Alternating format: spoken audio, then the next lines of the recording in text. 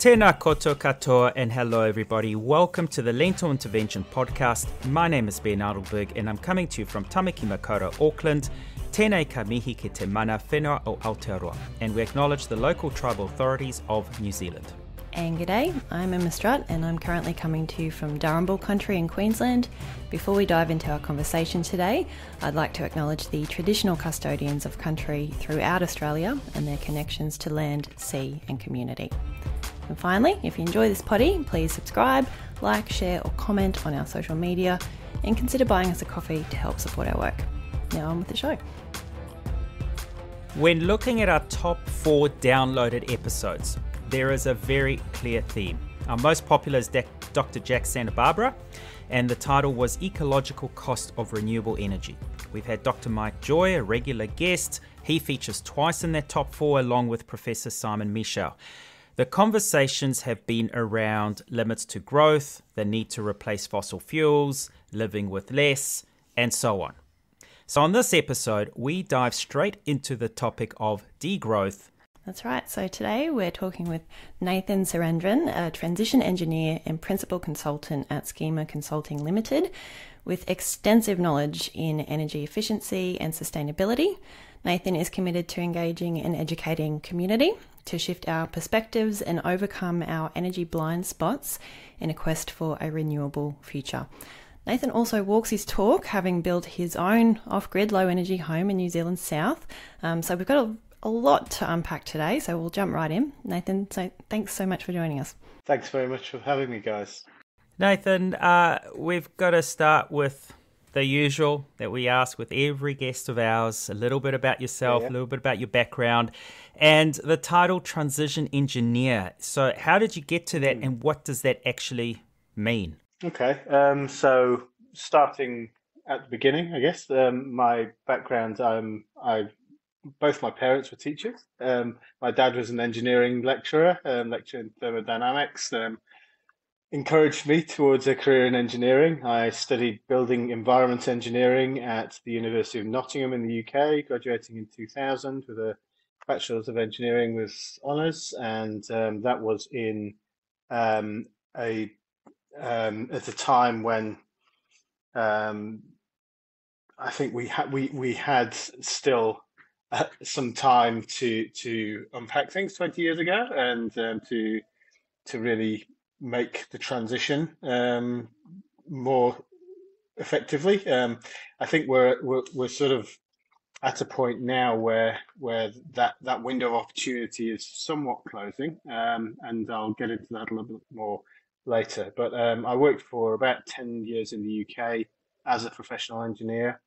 Was chartered in 2009 as a mechanical building services engineer, and just shortly after was made redundant from the engineering firm I was working at, kind of fallout from the global financial crisis, and had some time to do some reading. So, I'd spent the best part of 10 years engineering new build buildings, putting in place the most energy efficient and to some extent resource efficient systems that I could conceive into what were often inherently inefficient building forms, driven by architectural preference rather than a sort of functional take on the efficiency of the buildings. And I realized that a lot of the things that I'd assumed about the trajectory that we were on,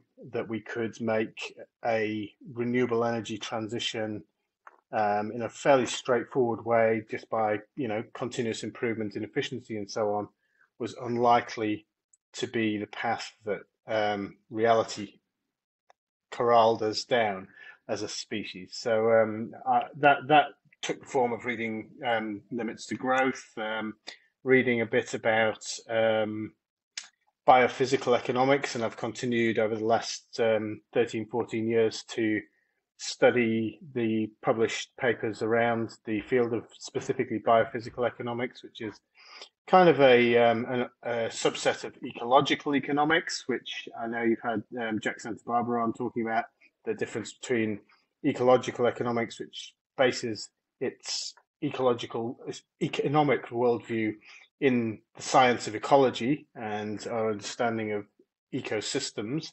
um, compared with the environmental economics school, which bases its thinking in a whole load of economic assumptions, which were valid for most of the 20th century because we could continue growth through that period, but we now are struggling to continue that growth because of real world limits that we're hitting in various forms. So, yeah, over the last 10 years or so, I've been teaching, doing a variety of entrepreneurial activities, everything from installing retrofit double glazing to running a juice bar in Invercargill, and really feeling around the edges of this elephant that is a simpler future, and that's the future that Nate Hagen's talked a lot about on his Great Simplification podcast, and I think that is the realistic take on where we can expect to end up going. So the transition engineer title that you mentioned, I am acquainted with Susan Kronwijk, who's a professor of mechanical engineering, was at Canterbury University, is now in the UK, and her and another ex-colleague of mine from the UK, a guy called Daniel Kenning, came up with this idea of a new field of engineering, and transition engineering is the name they gave to that field. And it's analogous to, say, safety engineering, in that you start with a system which is, in some sense, fundamentally broken. People are getting killed regularly. There's engineered systems that engineers are creating which don't have the sufficient safety features to ensure physical safety. And so the field of safety engineering was born out of engineers wanting to do better, and regulation then caught up and legislated for that to be a requirement. And in a similar way, what Susan and Daniel and the other people who are now engaged with and calling themselves transition engineers are trying to do is engineer the transition to whatever comes next. And it's an education process. It's a real challenge in the current business world because of assumptions of growth and so on, which there's a lot of work around narrative building and shaping a story, which engineers are often either reticent to do because they fear a loss of income, or are just ill-equipped because of their background and training. They don't have the sort of comms, psychology, broad spectrum background that allows them to speak to these issues. So I've spent quite a lot of time reading around those issues over the last decade or so, and hopefully I'm starting to come to a place where I can bring some of these threads together and weave a narrative for the organizations that I end up working with and for, to help them to understand some of these biophysical constraints that then allow us to make better strategic decisions, better business decisions, better investment decisions, that are in line with the real world and where we're actually going, rather than a whole load of wishful thinking. So that's the not very short version, but yeah. Does that make sense? Absolutely. Talk about advocacy. We've both mentioned now Dr. Mike Joy, Dr. Yes. Jack Santa Barbara, and so on. But this is potentially the first show that we formally have someone from a relatively new entity in New Zealand called Degrowth New Zealand Aotearoa, of which you're all a member of. So since you're the first officially on behalf of, or somewhat on behalf of, tell us a little bit about that entity and what it aims to achieve.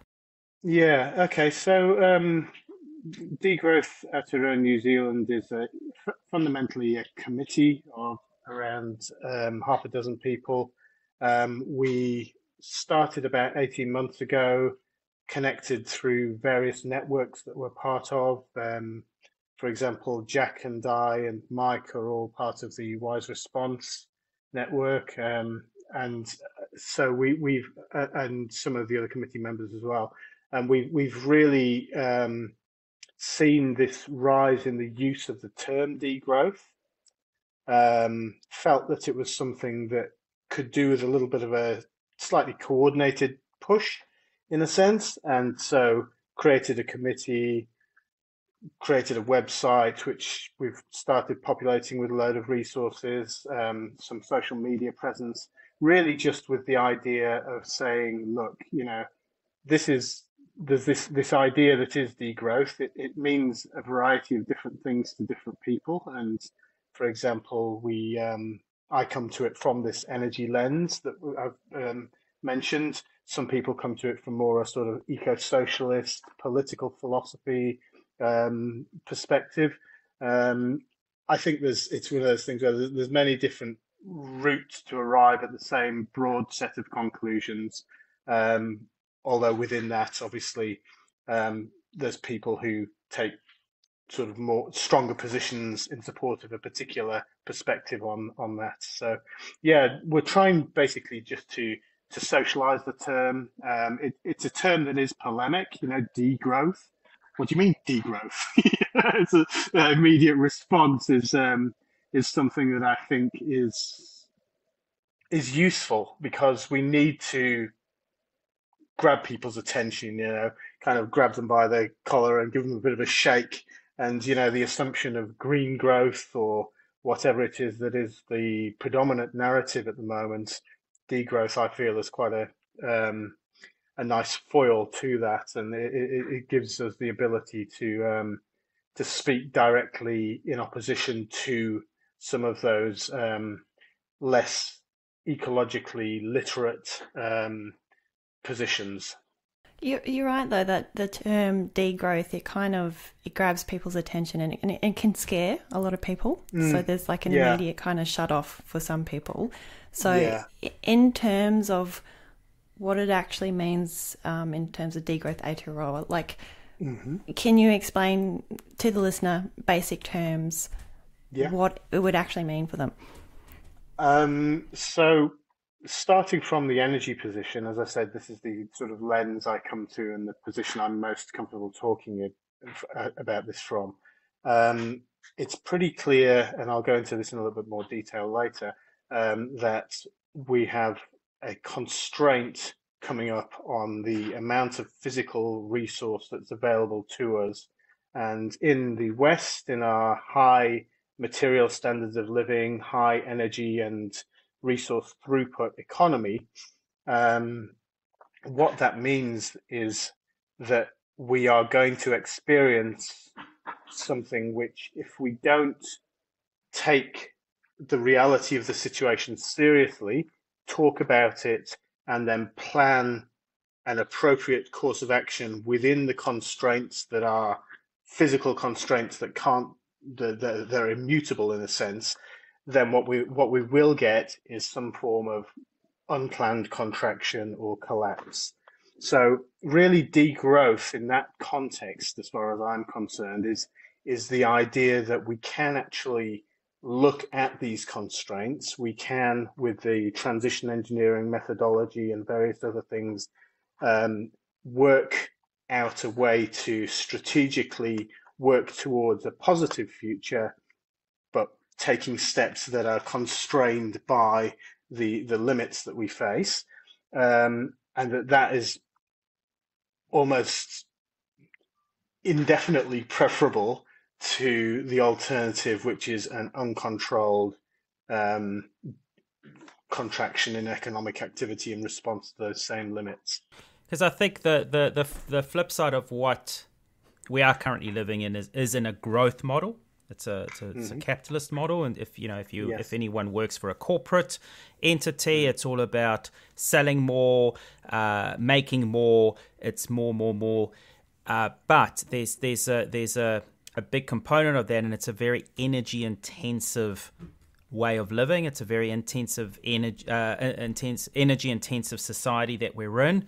So let's start focusing a little bit deeper into some of these elements. So let's talk about energy, because your area of expertise is about transitioning what does that mean? What do you mean transition? Transition from what? And then to what? Why are we having to talk about this energy concept? Okay.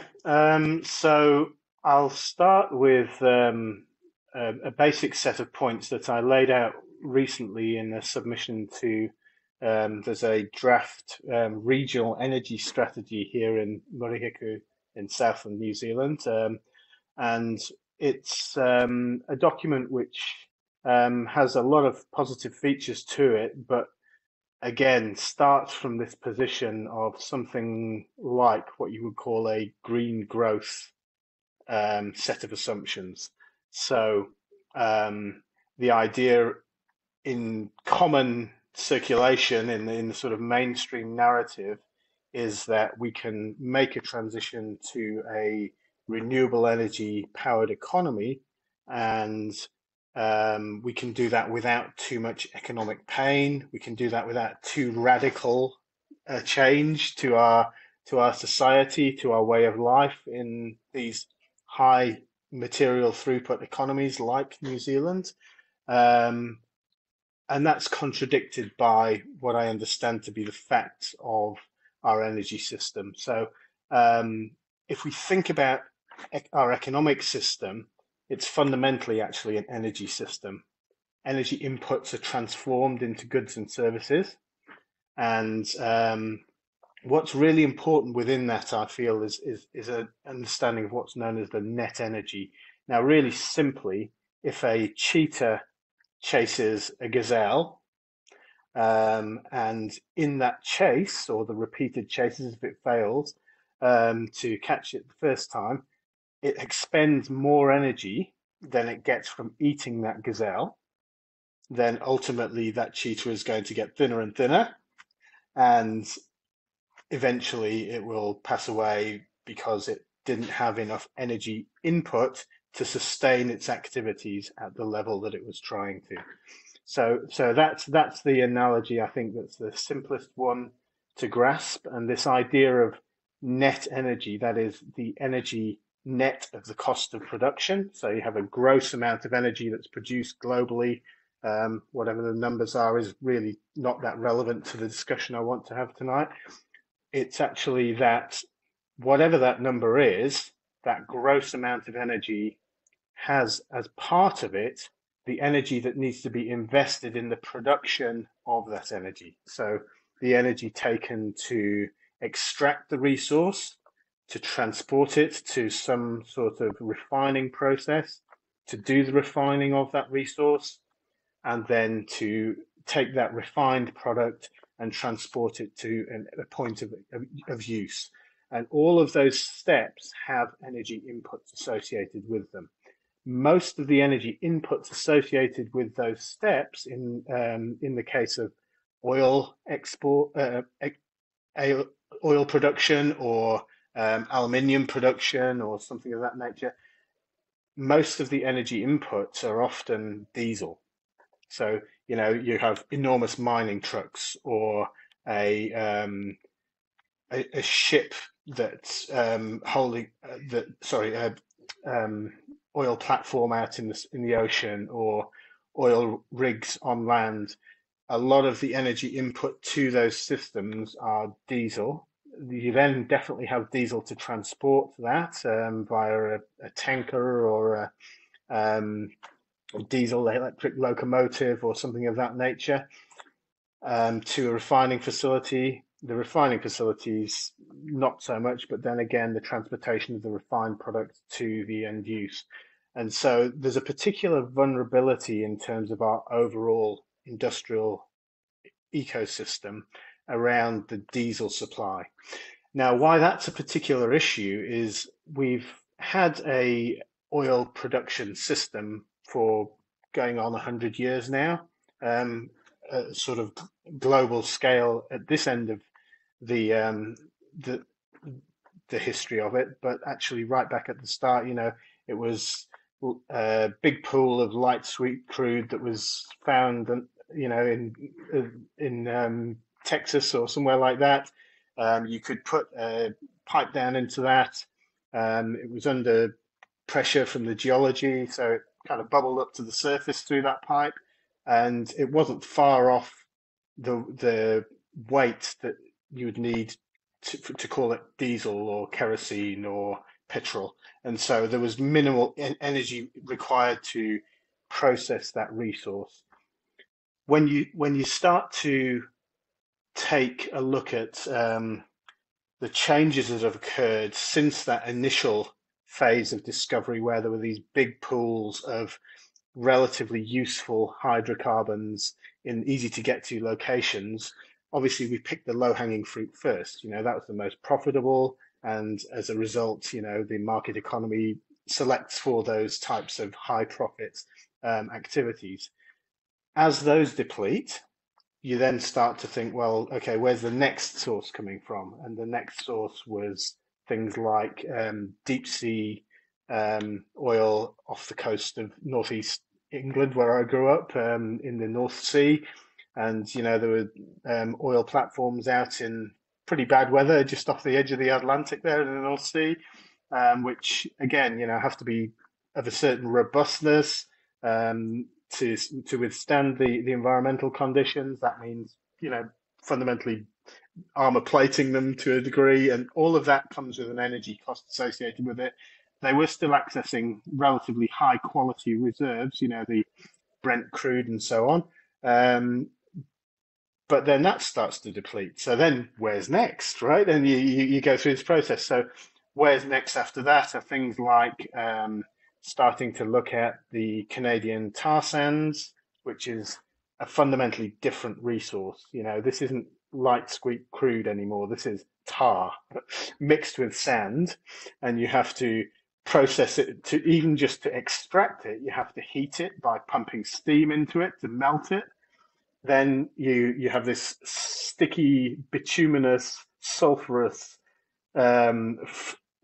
you can barely call it a fluid. It doesn't really want to flow. So then you start having to mix it with other lighter hydrocarbons to dilute it, to actually get it into a pipeline and pipe it to a refinery. And then that refinery has to put a significant amount of energy into cracking some of those heavier fractions, things like bitumen, tar, etc., into lighter fractions like kerosene, diesel, petrol, and the things that we need to power our transportation system, etc.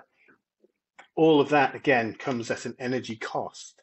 And so the net energy of the system over time is declining as a result of this shift in the quality of the resource that's available to us. The fracking operations in the US, which is where most of the growth in oil supply globally has come from in the last decade, again, a very different resource. It's small pockets of oil in the source rock, the oil shales they're called. And what you have to do in order to access those is you drill down and into the shale strata, and then horizontally for significant distances, kilometers, push some explosives down those holes that you've drilled, fracture the rock with the explosions. That's where the term fracking comes from. And then push a fluid in there which contains a proppant, which is typically a coarse sand with a variety of other chemicals associated with it to help it flow and so on, which then props open those fissures that you've created through that explosion, and the little pockets of oil start to seep out into the main passage and back through the well to the surface. So again, you can see there's a significant energy input required to do that, to actually process the, to develop the well and to sustain it, because again, you can imagine the rock's fractured. These little pockets of oil that have been exposed on the surface of those fractures are the ones that the oil flows out of. You get a reasonable flow rate in the first year, but by the end of the first year, you're seeing that well decline in its rate of production by something like 70, 80%. So, it's not like Gawar or these large historic fields which have been producing pretty consistently for close to a century, some of them now. these are much shorter term resources. You have to constantly drill new wells. There's literally hundreds of thousands of wells that have been drilled in the US over the last decade to support the production of this fracked oil, and it's a lighter fraction again. So again, diesel being the important thing that we want. If you've got lighter oil, then you have to then blend it with something like the bituminous stuff that's coming from the tar sands to arrive at the sort of midpoint where you've got the required specific gravity to call it diesel or something of that nature and actually use it for those purposes. So, I mean, that's really an oversimplification, but it's sufficient, I think, for the discussion we're having is that, we are accessing these progressively less attractive resources, and they're less attractive in terms of the net energy, so the energy you get back. And because of that, they're also less attractive from an economic perspective. They're not as profitable. And so the way to think about that is what's known as the marginal cost of production. So it used to be that the historic fields had a cost of production of something around 10, 15, 20 US dollars per barrel of oil extracted from those fields. These unconventional sources like the tar sands, the Venezuelan heavy oil, the ultra deep water oil, the fracking operations in the US, the production costs, the marginal cost of production is tending up towards sort of $80, $90 a barrel. So that's the fundamental price that you need in order for these to be an economic resource to produce. And that's because of the lower net energy that those operations are seeing. And then not forgetting also the environmental impact, that there's an increase in the environmental impact as the difficulty increases, because just drilling a hole and letting the oil seep, minimal, but when you're starting to blast underground and pump chemicals, there's more waste, there's more disruption to communities, there's a lot more happening. 100%, which is also accelerating the actual problem that we sit in this climate crisis that we're experiencing. That's right. So because of the extra energy input to the process of refining, extracting and refining the resource, there's the higher carbon emissions associated with that part of the process, and therefore a larger detrimental effect of that supply part of the process, never mind the downstream, consumer led or manufacturing led. So effectively, emissions. A tank of petrol in 2023 has a far greater environmental impact than a tank of petrol, say, 10 years ago, simply because of the process it took to get there.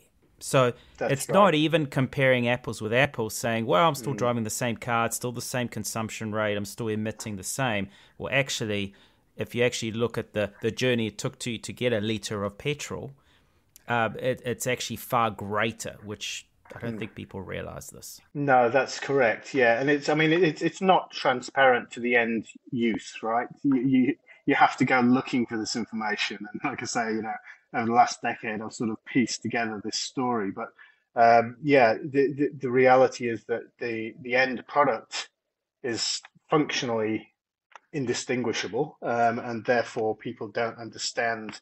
And particularly, then when you start to have regulations which are somewhat misguided, and for example, in the US, they blend a percentage of biologically derived ethanol into the fuels, and that again has a much lower net energy, because you're not just talking about taking something that's already been concentrated by geological processes over time and refining that. You actually have to grow the crop in the first place. So again, diesel, to run the tractors, to run the trucks that take the harvested product to the processing facility, the processing itself and the byproducts and all the rest of it.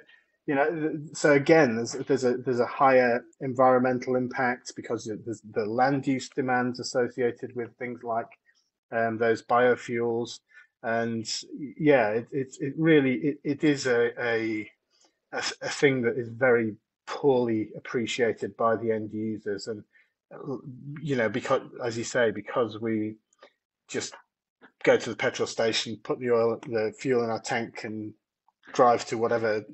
We're not concerned with that typically, and so people don't realise how much that is changing over time and how fast it's changing. Some people take these issues though, and they use it as an argument for bigger use of renewables, and wind, solar, hydro, etc. They've all increased. And they've been on the up for a wee while now. So you'd think that we'd be starting to see some results. So have these newer technologies actually allowed us to reduce emissions and reduce our impact on the environment? Yeah, unfortunately not. When you look at the chart of total primary energy consumption globally, what you see is that continues to increase year on year over the last 120 years plus. And in a sense, what you can think of it as is that energy transitions that we've seen. So we started at the beginning of the pre-industrial revolution with primarily biomass as the global energy system. We added coal to that. We added oil to that. We added gas to that. And then we added things like hydroelectric and nuclear and so on. And wind and solar, yes, absolutely. When you look at the breakdown of those various resources, there's what are the numbers? So wind and solar and hydro combined are really roughly, about 10% of global primary energy use.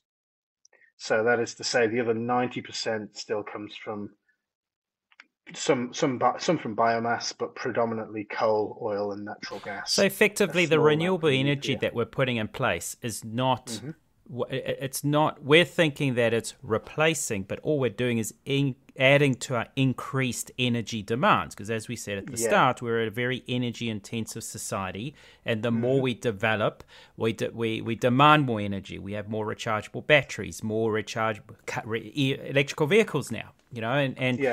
So renewable energy, but is renewable energy actually renewable energy?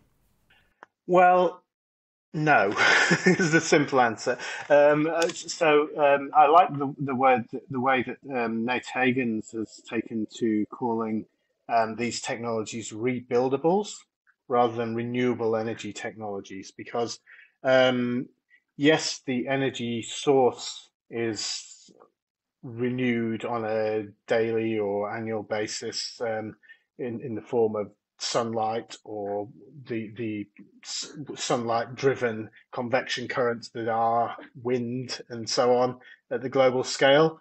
But the technologies to exploit those things, the actual solar panels, the wind turbines, and then the associated energy storage that's required for these intermittent energy sources relative to, say, a nuclear plant that just chugs away and produces energy continuously, mean that actually well, we know what it takes to build that technology is these mining. You require fossil fuels to extract those components. You require fossil fuels to install it, and then there's the scam of, say, a wind turbine when the blades have reached their 20-year lifespan, that those aren't even recyclable. They're actually just put in a hole in the ground. So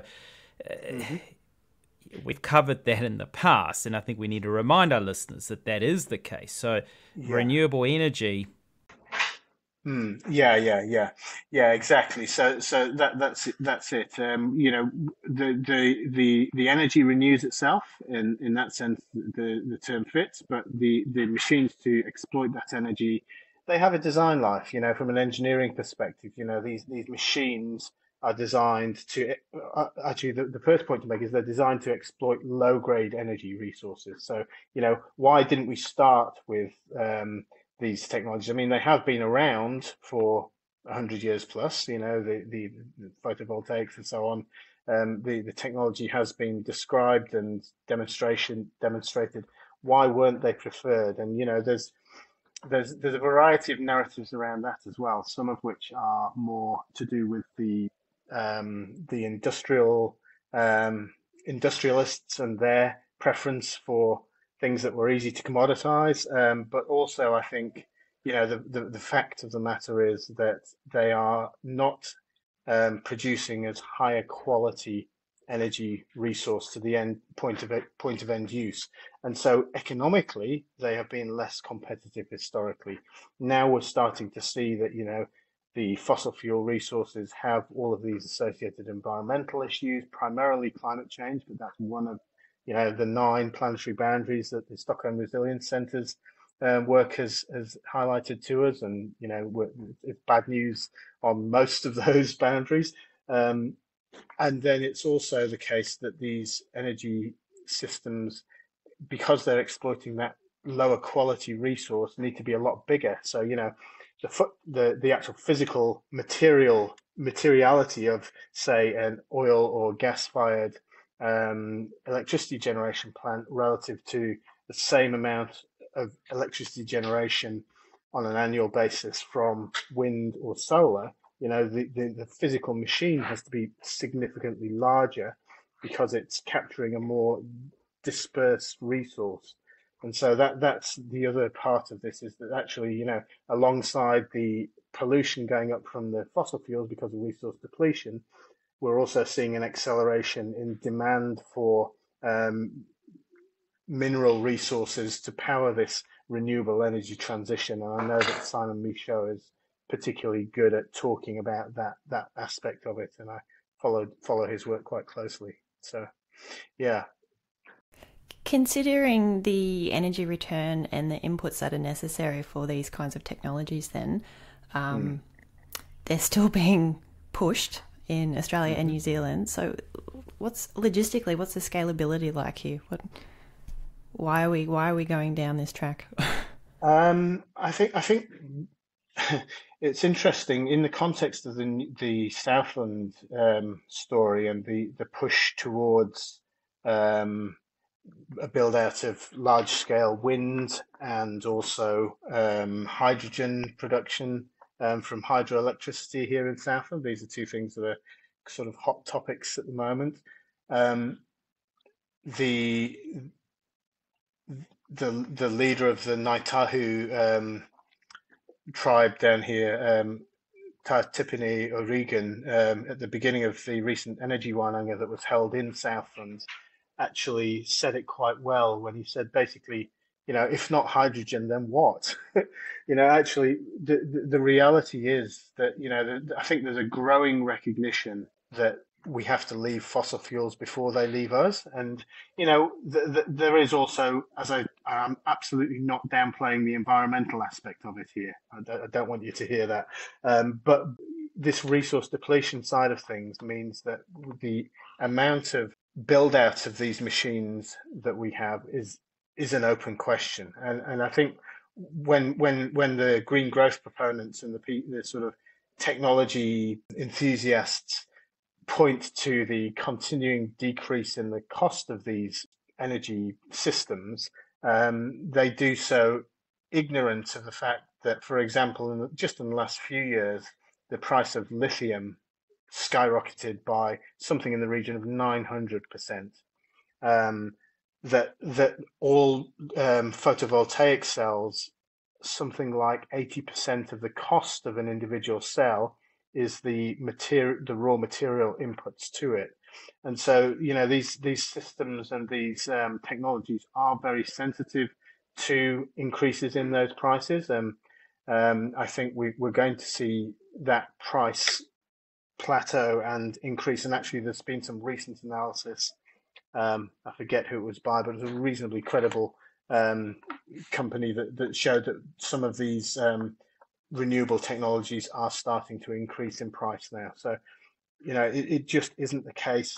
As everybody globally tries to get on this renewable energy bandwagon and get away from fossil fuels for environmental and other reasons, One thing mainstream economics has got right is supply and demand, is as the demand increases, then the price for those things is likely to skyrocket as well. Never mind the material price inflation and all of the other factors at play.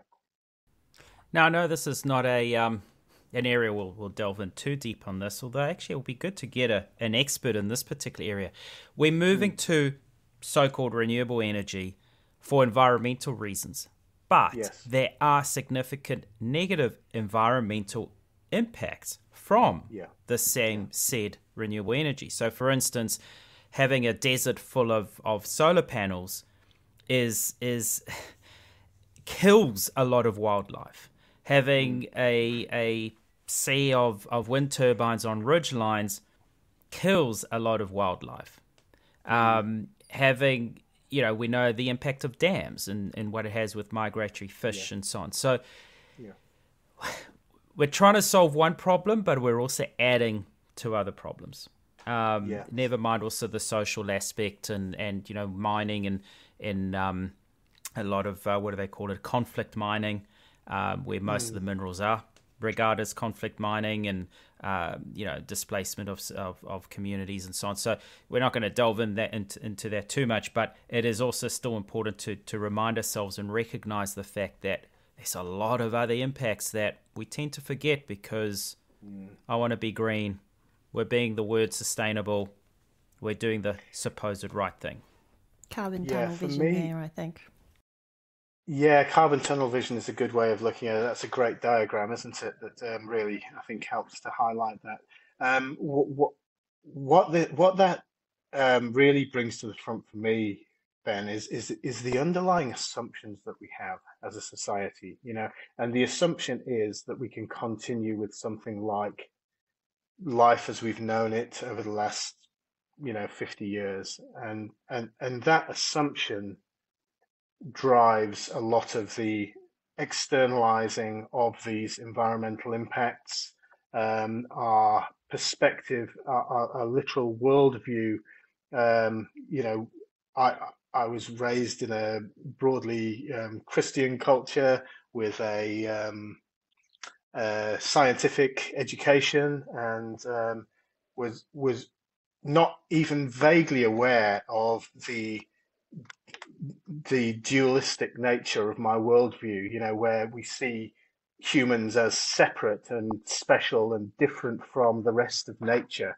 And therefore, there isn't, in that perspective, in that paradigm, the recognition of the fundamental reality that, we are simply another animal, maybe with some very special features, and, from our own perspective, the consciousness and the ability to think abstractly, and some of the more sort of esoteric spiritual experiences that we have as a human animal are things that perhaps set us apart. But again, when you read upon the science around some of this stuff, maybe some of these things aren't so exceptional to humans, and actually maybe we aren't reading things correctly when we make the assumptions that these things are inherent to humans and not shared by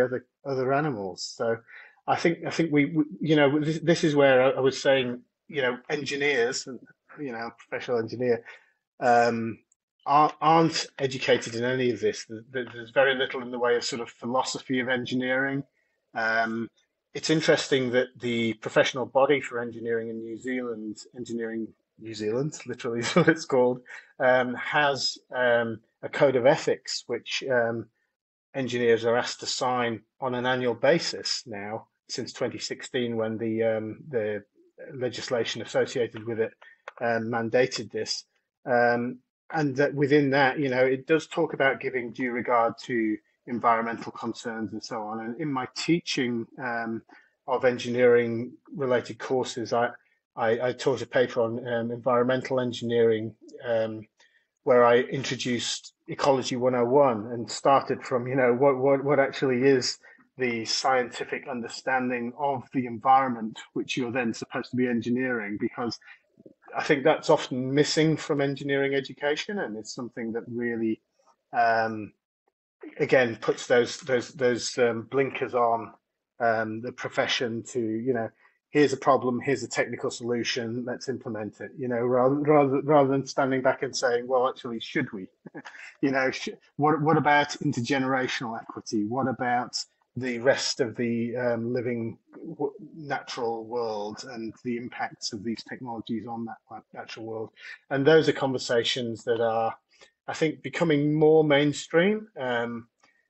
But still, I feel that we've got a long way to go within the engineering profession to really bring that perspective into our work, and to, there's still within the main engineering practices sustainability professionals, and they're distinct from the project engineers and so on often. And it's a separate role where that sustainability lens, that net energy lens, that ecosystem biophysical perspective, ecology-based biophysical perspective is something that actually really needs to be integrated throughout the whole profession in order to see the sort of significant change that is, in my view, clearly indicated by the environmental indicators that we can observe and the trends that we're observing. I think it's fantastic that you're implementing that change in areas where you can, but if we're talking about the community by and large, people don't want to give up a good thing. And, degrowth and truly getting to the place where we need to be in terms of our use of energies, that's going to require people, at least in Western countries, making some pretty big changes, especially around our resource-intensive technologies. So how do we sell that? How do we overcome our current mentality? There's the concept of FOMO, right? Fear of missing out. I heard another one recently, which is FOFO, fear of finding out. And I think often, we have this literal fear of finding out just how much change is going to be demanded of us, how bad things are, how quickly things are progressing. And so I've personally come to a place where I think I recognize that, if you step back from what we'd like to see, and again, just kind of go back to the science of, animal behavior and ecology and population dynamics and so on, I think it's fairly clear that change comes through crisis.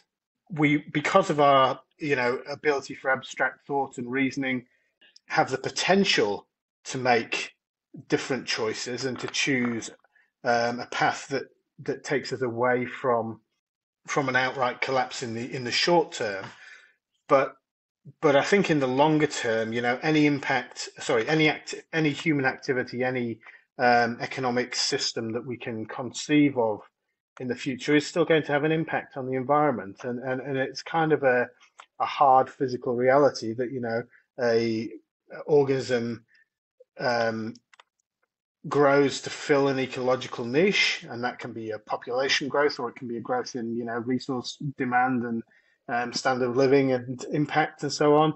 And once that ecological niche is full, and that with our global industrial society is happening at the global scale, then there's some sort of contraction or collapse that may be inevitable.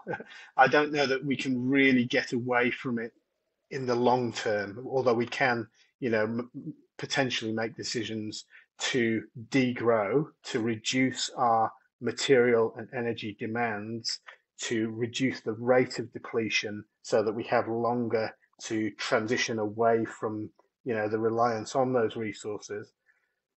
Can we decouple from them completely? I don't think there's any evidence to support that really at all. And there's a lot. The decoupling argument is an interesting one that I've waded into in recent months with a couple of economists via exchanges on LinkedIn and various other forums.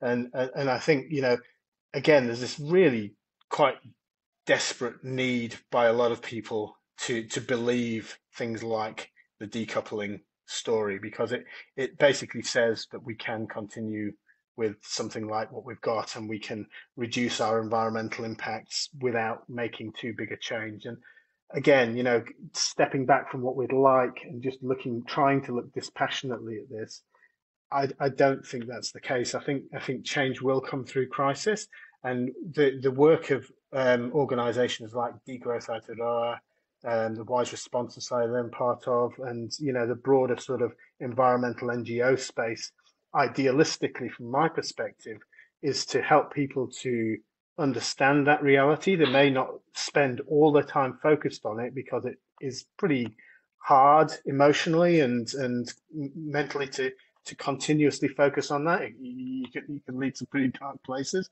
but also then to help people to create small, scalable alternatives to the sort of mainstream push, export-driven food production in New Zealand. The small alternative would be a localized food system, for example. Why don't we, at a regional level, strategically plan to put in place systems that support 80-90% of our food consumption with produce grown within the regions of New Zealand? That would be the sort of change that I would like to see, that isn't going to replace the existing export-driven industrial food system immediately, but that is something which provides scale and provides things like an economic opportunity and case around seed production locally to support the future well-being of the population of New Zealand through what I'm saying is an inevitable economic contraction that's relatively unplanned because of the dynamics of the overall system. I think you're right. It's going to have to be forced. And, you mentioned talking about, when you go down some paths and takes you dark places, it's increasingly frustrating that companies like Air New Zealand give us hope that we will be fine. It's okay. They've ordered a fleet of planes. They'll be the first major airline in the world that will be flying on hydrogen. Hydrogen's going to save us. So these are the kind of messages we're getting. Now, I too attend talks where I can and these little forums that talk about degrowth, and you think, okay, there's a growing movement, all representatives of different corporations. But which business is actually going to take the lead to go down this path? Because when you talk about the FOMO and so on, well, they're the first ones that are going to have to lose financially. In most part, there are good examples. Which politician is going to have the balls to actually push this? That's right. Well, they won't, because they won't get voted in. Yeah. Because who runs our respective countries in terms of Australia and New Zealand? It's the very industries that are the most energy intensive. You talk about we should be more self-reliant with food, import less, be more self-sufficient. But who dominates the farming world in New Zealand? That's not going to happen. They still need to import coal to drive the dairy, the milk into powder to export for the profits of 20 people sitting around a boardroom table. That's right. So who's going to take this lead? There's a lot of, hate to say it, but there's a lot of false hope being banded around. There's great ideas. Yeah. There's great ideas, but who's going to take the lead? Yeah. Absolutely. I'm not expecting you to answer that. It's more of a rhetorical question. No. And I think, it's the reason in a sense, I'm so passionate about this net energy story and this resource depletion perspective, because I think when people, particularly of a conservative mindset, but actually more broadly than that, right across the political spectrum, look at the potential for change, they sort of the drivers of change, they look at environmental factors, and it's very easy to be that's somewhere else, that's happened to other people, and obviously that conversation changes when you have Cyclone Gabrielle or something of that nature, which really, brings it home to people, certainly on the North Island. But it's still down here in Southland. That's still something that's happening somewhere else to other people. And yes, we may know those people, and we may be familiar with their businesses, and we may be reliant on parts of their businesses for part of our business, in the interconnected economy at the national level. But still, is the pain sufficient?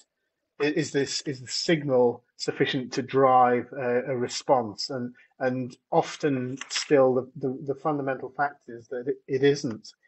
So we've had this situation where we just aren't getting a strong enough signal, and as a result we can ignore those environmental drivers.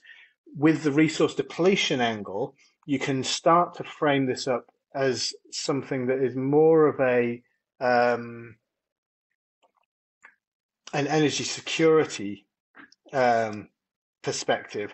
And I'm not saying that that's necessarily an amazing lens or frame to use, because it comes with its own challenges.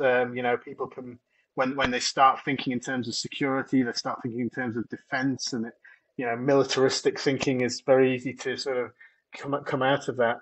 But if you can point to the fact that, leave fossil fuels before they leave us, and alongside the environmental drivers, actually there's this resource depletion story. And, that by 2050, just as an example, based on the resource depletion curves for oil, as I understand them, we will likely be operating on an energy budget of around 10 to 20% of the current energy budget. Then actually you start to see that this isn't optional. And if it's not optional, then suddenly we have to do something about it, right? And people will argue about, the numbers and present all sorts of, ridiculous arguments about, we've got hundreds of years of coal left and so on. One thing I wanted to mention, and I know we're kind of getting towards the end of this, but there's a nice little mathematical rule of thumb called the rule of 70. So exponential growth. There's a chap called Albert Bartlett who said the greatest failing of the human species is its inability to understand the exponential function. And a very simple way to understand the exponential function is the rule of 70. So if I have a percentage growth rate, say 2-3% growth per annum, the sort that's targeted by politicians, if I take the number 70 and divide it by that percentage growth rate, so say 2%, that's 35. So that means in 35 years, the size of the thing will double at 2% growth rate. So to give you a concrete example from the material that we've been covering, oil supply, we're currently globally around halfway through the total proven reserves of oil, and we've been growing our consumption of it again because economic activity is energy expenditure and largely oil expenditure. The two are very tightly correlated. So it is about 2%. So at that 2% growth rate, it means that in 35 years, we will double again the amount that we've consumed. So that is to say, in the last 100 and how many years, we've consumed 1/2 of the resource. In the next doubling period, we'll consume the same amount again. So that is, again, 35 years. Where are we now? 2023, let's say 2060, when that resource will be completely depleted. I mean, it's not that simple by any stretch of imagination because of all the resource depletion side of things, but it just it's a nice way to show the inevitability and a simple mathematical way to say this can't continue. So that's something I wanted to just slot in there and you can use that with any percentage growth rate. If I have a 5% mortgage, well, let's say 7% to make this maths easy, that's a 10-year doubling period. That's to say that if I'm paying 7% on my mortgage over a 10-year repayment period, I will pay back twice the original loan.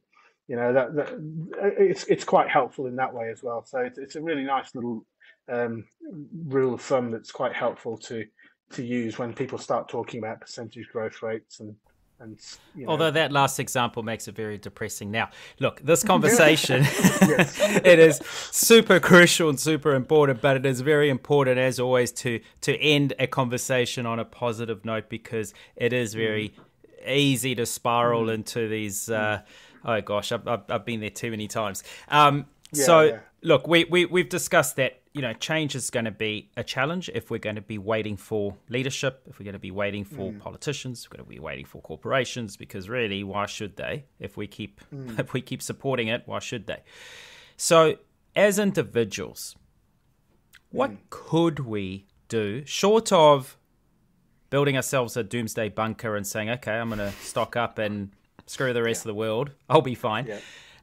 What can we do? I mean, as a community, not necessarily maybe as individuals, but as communities. You've kind of touched on it a little bit, but what could we start looking at doing as communities to start shifting ourselves now in preparation? Okay, so I think I'd start by just saying that that's another great example of the sort of false assumptions that we can make. I don't think there's any evidence to support the idea that individual self-sufficiency or sufficiency at the sort of nuclear family level is in any way possible. What is possible, I think, is localization and community level resilience.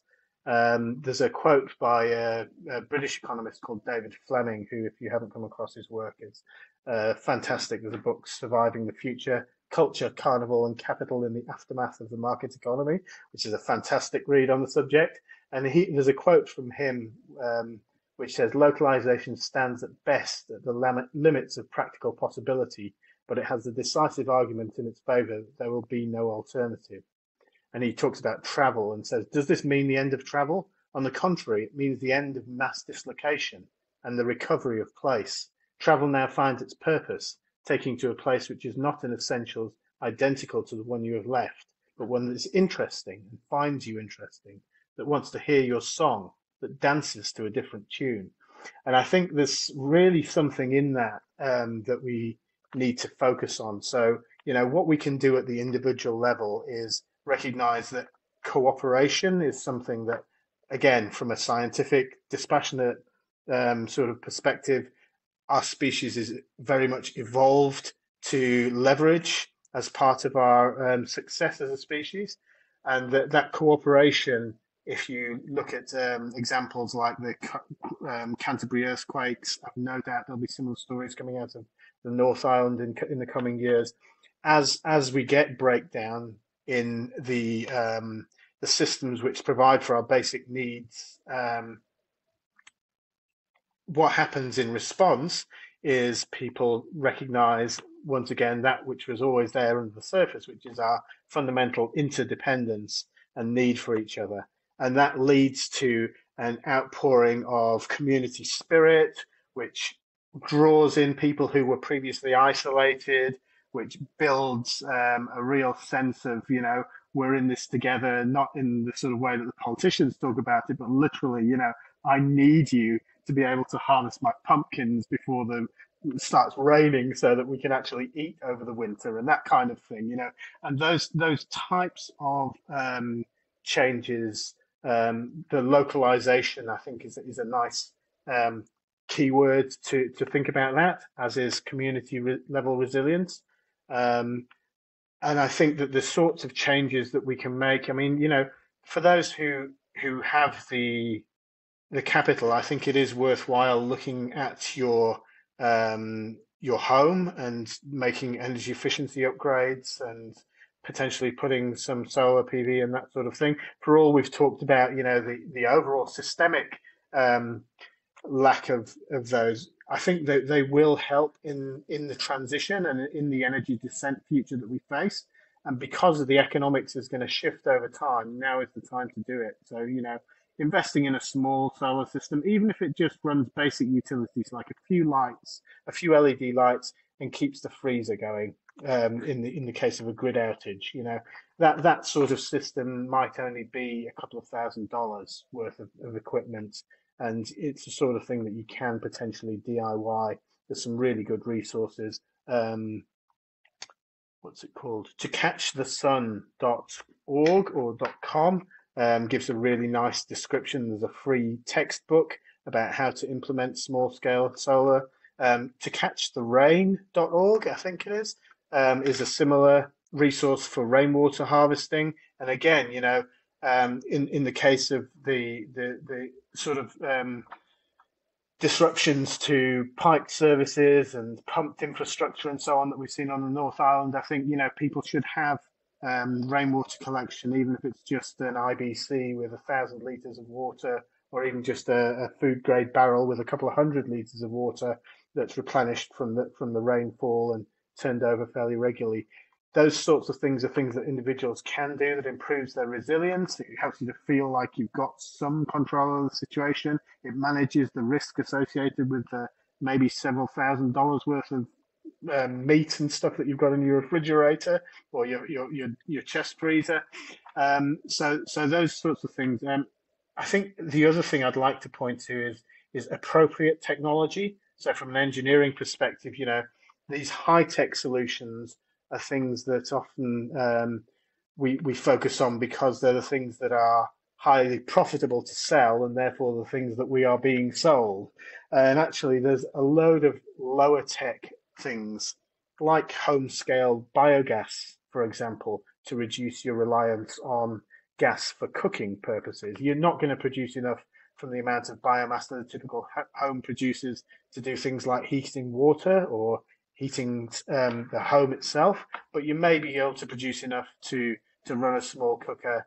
And it's a very simple system. There's lots and lots of great content on YouTube and a variety of places helping people to understand some of those technologies.